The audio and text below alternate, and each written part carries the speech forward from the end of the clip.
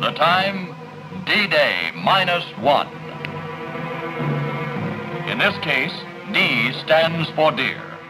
In the 50s, before anybody had even thought about putting a high fence up around a ranch, say a ranch that was 5,000 or 6,000 acres, you're talking about a lot of money and a lot of fence.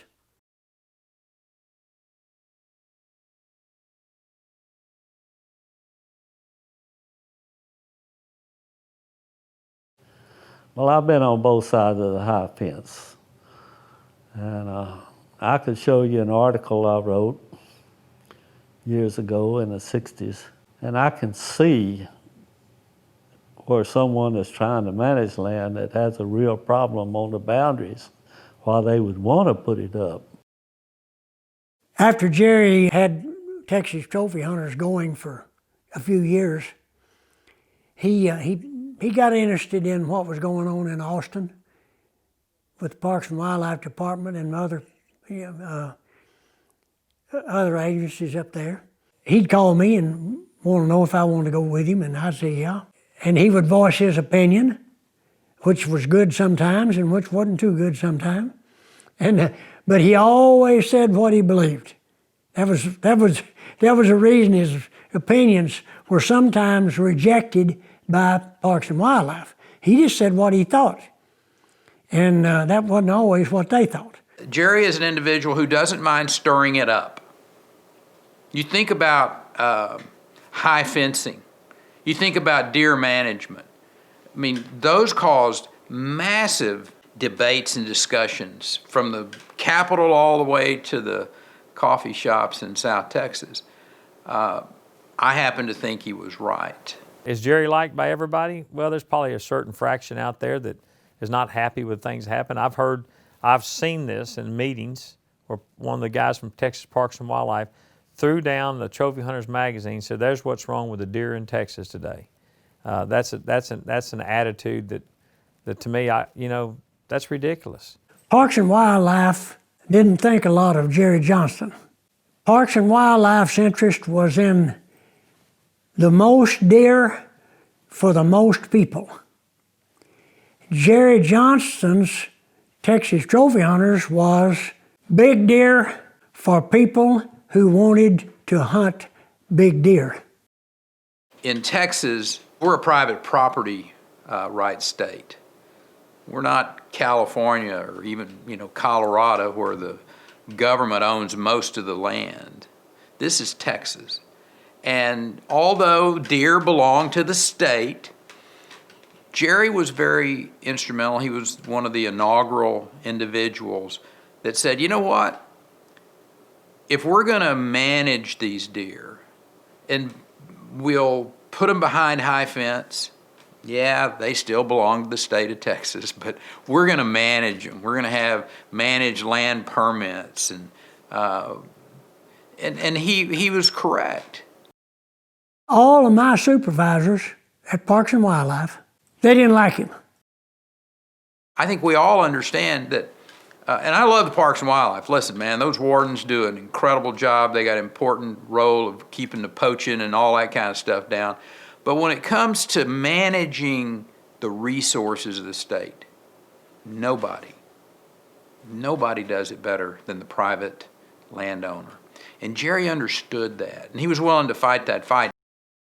Any person that opposes the deer breeding industry or implementing and using deer to increase the quality or the size of the antlers, to me, this is the same guy that probably goes fishing where they release redfish, or they go where they've released tarpon, or where they've released trout, or goes to the Guadalupe River and fishes for rainbows.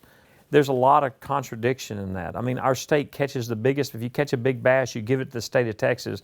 They raise more big bass off of it. We stock the lake so we can catch bigger bass. We don't want to do that with deer.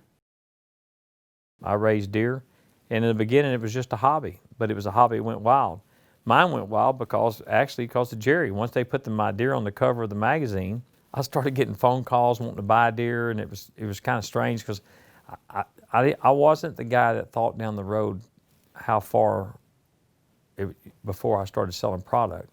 I was just trying to raise some big deer to look at. I was going to release them on our ranch and get some good genetics in there. But it turned into a business, and it turned into a strong business quick. So we had all these deer breeders, and it went from a few hundred to 500, 600, 700, just continually climbing the number of people doing it. And it became a complete industry amongst itself. We had a meeting. It was me and Jerry and Gene Reiser. And we were trying to figure out what to do so that landowners would get representation, what was the best thing to do. And Horace Gore essentially sticks his head in, and I tell him what's going on. And he says, well, heck, Kroll says all you need is a letterhead. I said, what are you talking about? He says, get organized, be an organization. Them politicians listen to a letterhead. And so we decided to form the Texas Deer Association. And Jerry took money out of his pocket and his personnel at Trophy Hunters to support the first 2 years of the formation of the Texas Deer Association. The regulations were overwhelming, and we felt like that as an association we'd have a stronger voice in politics to kind of streamline what we're doing. TDA was not accepted by Parks and Wildlife. Putting together the Texas Deer Association gave private landowners a voice, gave them a political voice, and it also helped develop a huge industry. TDA improved the quality of deer in this state tremendously.